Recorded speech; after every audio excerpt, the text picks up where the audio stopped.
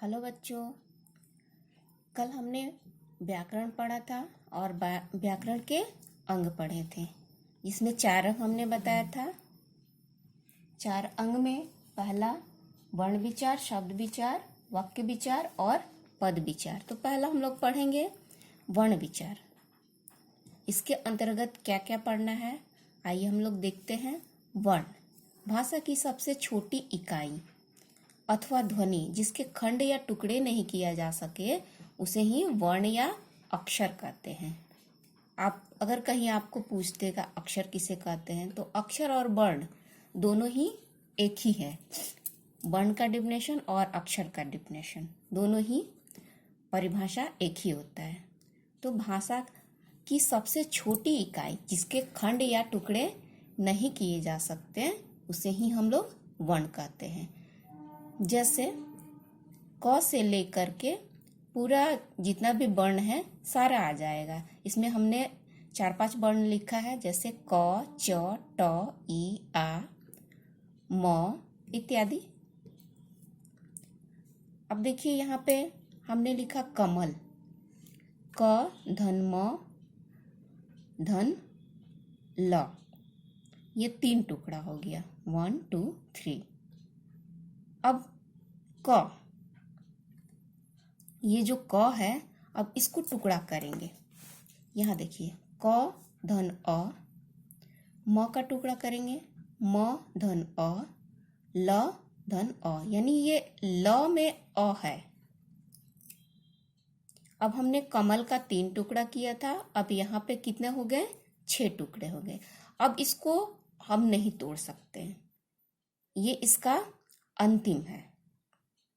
इससे ज्यादा अब हम लोग टुकड़ा या खंड नहीं कर सकते हैं। आइए देखते हैं वर्णमाला। तो वर्णमाला में टोटल जो क ख ग घ से लेकर के अंग तक 52 वर्ण या ध्वनियां होती हैं। वर्णमाला वर्णों के व्यवस्थित समूह या क्रमबद्ध समूह को वर्णमाला कहते हैं। जैसे क ख ग घ अंग, ये व्यवस्थित रूप से, उल्टा पुल्टा नहीं होना चाहिए, ये सही ढंग से होना चाहिए, उसे ही हम वर्णमाला कहते हैं। वर्णों के व्यवस्थित क्रम को वर्णमाला कहते हैं। वर्णमाला में स्वर 2 भागों में बांटा गया है, स्वर और व्यंजन। तो स्वर में देखते हैं कौन कौन से वर्ण आते हैं। हिंदी वर्णमाला में अ आ जो हम लोग पढ़ते हैं वो स्वर वर्ण में आता है। तो देखते हैं कौन कौन सा वर्ण स्वर वर्ण के अंतर्गत आता है। अ, आ, ई,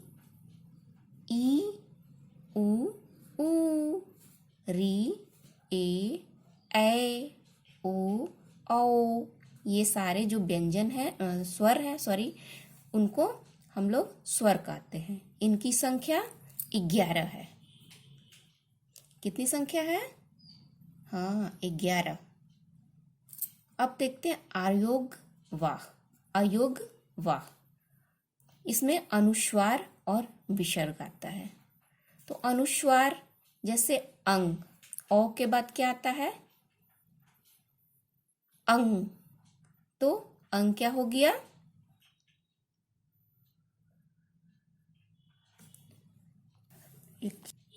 स्वरों की संख्या 11 है। अयोग्यवाह 2 है, इसमें अनुस्वार और विसर्ग। अनुस्वार अंग की मात्रा और विसर्ग अह की मात्रा। अनुस्वार के अंतर्गत कभी कभी हम लोग देखते हैं कि बच्चे अंग और अह, चांद बिंदु और अनुस्वार,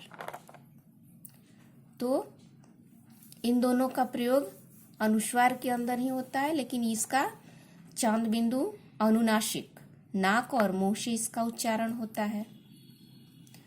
तो अयोग्यवाह के अंतर्गत कितने अक्षर आए? अंग और अह।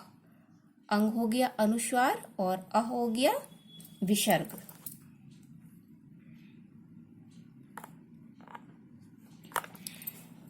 आगत ध्वनि, आगत ध्वनियों में अर्धचंद्र आता है और नुक्ता आता है। व्यंजन, व्यंजन वर्ण में क, ख, ग, घ, अंग, ये क वर्ण के अंतर्गत आते हैं।